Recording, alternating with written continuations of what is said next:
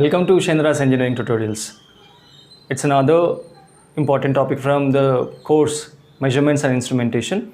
A very important topic is going on bridges. And going ahead, it's one of the important and tedious bridge. Looking at the circuit itself, it looks like a tedious one.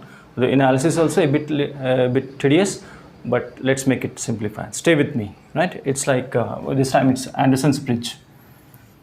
You have seen, like in my previous videos, I have dealt with Wheatstone bridge and Maxwell's bridge. These resistances are in common for all the bridges. Right? These resistance you have already seen. In the detector is also common, which you have. It's as it is. The detector to indicate the flow of current, whether it's flowing, is the bridge underbalanced or unbalanced. To show that indication is given by the detector D, right? And this bridge is intended to measure unknown inductance and the range, specifically the range, very low inductance. This gives the values of unknown inductance very precisely, and the range being from microhenries to few henries. This is the main advantage of using Anderson's bridge. The circuit may be complicated, but a very precise measurement, very precise values will be obtained using this one. Inductance, unknown inductance will be measured using Anderson's bridge. It's a small modification to the Maxwell's bridge, which is dealt previously. I'll provide you the link with, right? And these are the common components which you have seen in your previous. A small change, a small addition in the bridge gives a modification in Maxwell's bridge, which will be Anderson's bridge, right? The unknown inductance is placed over here. This one, this is the place for the unknown inductance, and its series resistance, like let us name it L1 unknown inductance and R1. Let's give the name also R2, R3, R4, right? Don't get confused, it's R4. And we are left with this one. Intentionally I left with this one. Some more components comes into picture over here. It's like we need to have a variable resistance over here, right? It's a variable resistance. We tune the circuit, we obtain the balance of the bridge using this variable resistance, and it's R4, so let's give a name R5. This is the arrangement. And one more component is missing. It's the capacitor, which is connected over here. Like this is the capacitor connected over here, right? It's the capacitor C. This bridge would be meaningless. It's useless if we don't have this external source AC. It's a AC bridge, and so we need to have an external AC source. Make a note. It's not the voltage. It's not the battery. It's not the DC voltage, but it's a AC, and so the symbol is this one, right? And let's give us names. Let me change the color. A, B, it's B, okay, it's B. We have C over here. No, it's not working. C and D, and this point, this node is E, right? And another important, as we go ahead, like I, we have I due to this one. This splits into I1 and I2. After this node, this I splits into I1 and I2. And this I2, it comes like this one. After D, the node D, it splits into another current, another two currents. Let this be R4, it going through R4, so let it be I4. And this passes through the capacitor, so let this be IC. Okay, so let this be IC. And yeah, these are the arrangement. From this, we have to go ahead for the analysis, right? And by varying this R5, it's a variable resistance over here. By varying this value, we can reach to a point. The bridge adjusts itself at a point that the current through the galvanometer will be 0, and that is the point at which the bridge is balanced, and we start the analysis from that point, right? So here, when the voltage drop across either side of the detector or galvanometer is equal, no current flows through this side. So we don't have any flow of current. We don't have any flow of current through this one, and no current flows through this side also. In the sense, it's like open circuit. We don't need this connection anymore. And whatever I see here, please focus on this one. Whatever I see flowing in this loop, the same IC will be flowing through this one. This is the IC. And whatever I1, it doesn't go this way because no way connection, because according to that Ohm's law, and when both the voltages are equal on either side, no current flows this side, so that I1 will be flowing through this loop I1, and it goes on, it continues to be I1 up to this, and this, after this it becomes I again, total I, it enters, splits into I2, this I2 splits into this, again comes back, and that becomes I. So make a note, these are the important points to be remembered, right? And from this one, this I2, whatever this I2, it will be continuing to be I2. After this node, it splits into IC and I4. So we can write this one as I2 will be equal to IC plus I4. From this one, IC, it splits into IC plus I4. And in the ongoing analysis, I need to substitute the value of I4. So this can be I4 can be written as here I2 minus IC. This is an important one, please guys. Make a note of this one. This is important. We need to plug in this value at some point. This will be the game changer, right? And on the other hand, what happens is at balance, we need to make a note. Some voltage drops will be equal. Like at balance, what happens is at balance, this voltage drop will be equal to this voltage drop. What I mean is, watch carefully. It's on either side of the detector. So this voltage VAB, this one VAB will be equal to V, guys, this one ADE. Don't get confused. ADE, this is the one. At balance, this voltage drop is equal to this voltage drop, right? And how can be this written in an equation? Going ahead, VAB, this voltage with respect to this current and these impedances, I1 VAB, I1 into this voltage drop across this point and drop across this point. It may be like it can be written as R1 plus, these two are in series, so R1 drop across R1 plus drop across J omega L1, which is equal to, guys, this one VADE, ADE, this drop plus this drop, this drop plus this drop, and see how can that be written as, it's I2 into this drop, it's R3. We don't need this one because this drop I2 R3 plus, now this is the current flowing through this one. Look, it's IC into R5, right? So this is the equation from VAB and VDE. Not only this VAB, it's D, don't get confused, it's D. Not only VAD, we have another two voltages being equal at balance. I'm writing this on that side for convenience, guys. This one, even VBC will be equal to VCE. Have a watch. Even this point is on either side of the detector with respect to one point. So this voltage drop will be equal to this voltage drop at balance, right? Even that is true. Even that should be considered. What is this voltage drop? We have, I'm writing on with another pen to be more clear. I1 R2. VBC is I1 R2, which is equal to, what is this voltage drop? This current into this impedance. So it's IC into the impedance of this one will be 1 by J omega C, right? And from this expression I can have the value of IC on this side. If I send this one to if I pull this one to LHS, it can be written as J omega C, which is over that side, and writing I1 R2 as it is. It's not I2, it's I1 R2 as it is, right? Even this will be the game changer. We need to plug in this one. We have a very much use of this expression. Where did we get from? Even this is true. At balance, VBC will be equal to VCE, right? VBC is equal to VCE, and this voltage drop is equal to I1 R2, yes, this one, which is equal to IC, the current flowing through the capacitor, IC into the impedance of the capacitor, 1 by J omega C. From this, which we can get the value of IC is equal to this one, right? Plugging in this value of IC in the equation over here, what happens is this comes as it is here. I1 into R1 plus J omega L1 from the previous expression as it is. We have I2 R3 plus R5 as it is. Don't get confused, R5 as it is. IC is substituted with this one, right? IC, this above, this one, this IC is substituted with this IC, which is equal to this. I'm writing that down. j omega c I1 R2. This is what.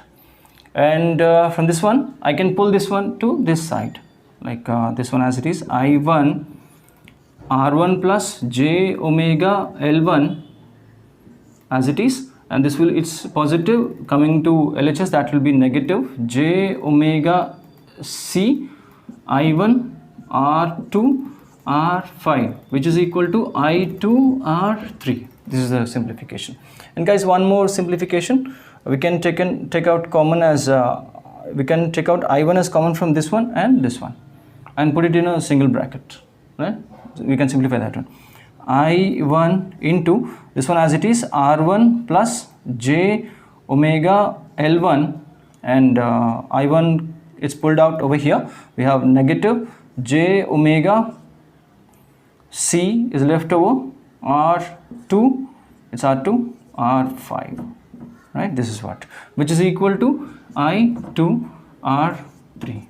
Guys, this is one, and I need only I2 for some reason. I'll tell you. I need only R2. I'll pull this R3 to LHS, and that gives me I1 into R1 by, it's multiplying, so that will be dividing when it is pulled to LHS. R1 by R3 plus j omega L1 by R3 minus j omega c R2 R5 by R3. This is my expression for I2. I'll consider this as equation 1.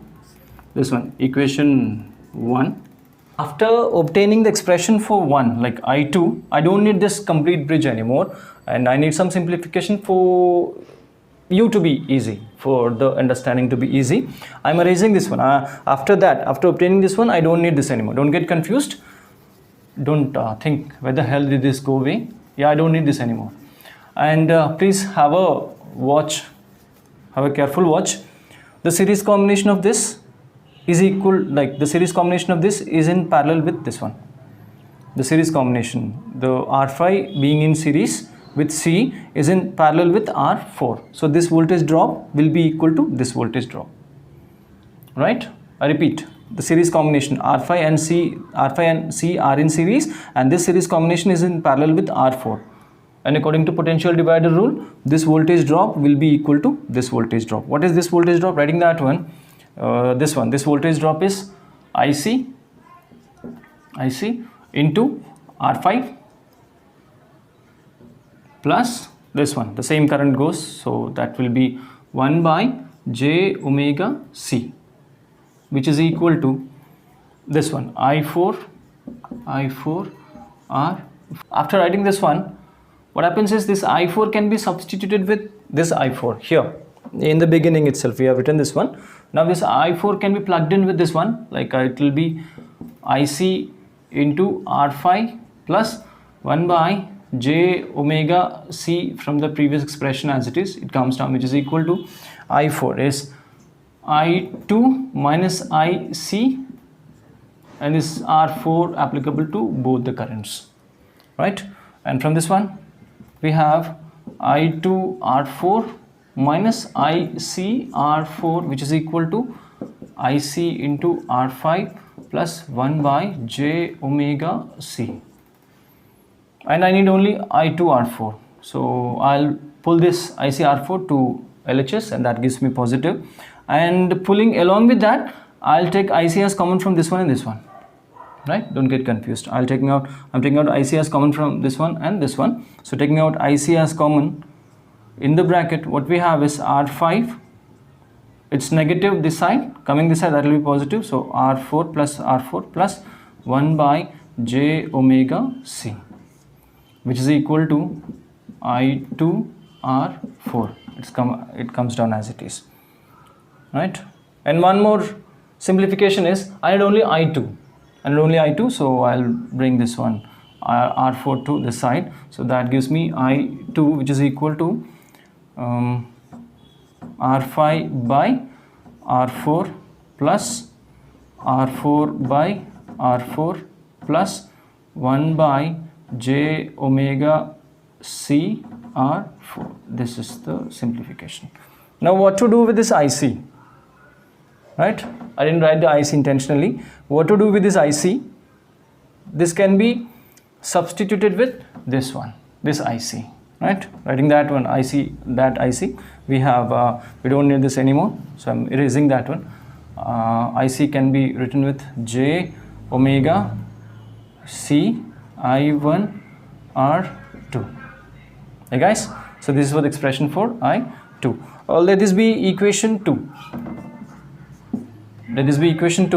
Both the equations, equation 1 and equation 2 are equal to I2. So in that case, both the equations are mutually equal. So I have written it again, rewritten it again, right? So once again, writing it again, this one, but there is a small simplification over here. So in that case, I'll have to write this one again. I have to reproduce this one. So this go I1 R1 by R3 plus J omega L1 by R3 minus J omega C R2 R5, it's R5 by R3 in the LHS as it is. Leaving out I1, multiplying inside it. Okay, so J omega C R2 R5 by R4 for the first term, right? Plus for the second term, I1 is left out, so J omega C should be multiplied, and J omega C is given R2 R4 by R4. Don't get confused, I'll cancel it all in common. Okay, so here careful with the third term. In the third term, what we have is J omega C R4, J omega C R4 in the denominator. It's multiplied with that J omega C here. I1 is left over here, so we are left with R2 inside the bracket. This is the simplification. And guys, watch, I1 can be cancelled on either side. Here we don't have this I1 anymore, equal I1, that can be cancelled, and something else gets cancelled. Here it's R4, here it's R4, and this R4 gets cancelled, and something else in the last third term, here J omega C and J omega C gets cancelled.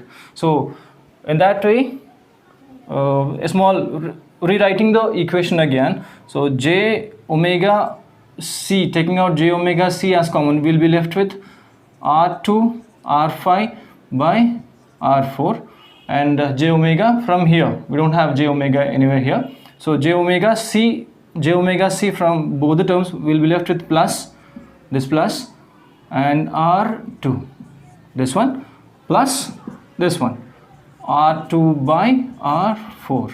Check it, J omega C, yeah, R4, it's perfect. J omega C comes out, only with left with R2. Yes, this is the simplification. On the other half, we have this one as it is, R1 by R3 plus J omega as common, right? Imaginary, separating the real and imaginary terms, right? J omega came out, we are left with L1 by R3 minus J omega came out, we are left with C R2 R5 upon R3. This is the case, right? And this is completely imaginary on this side, and this is completely imaginary on this side, equating the real and imaginary parts on either side of the equation.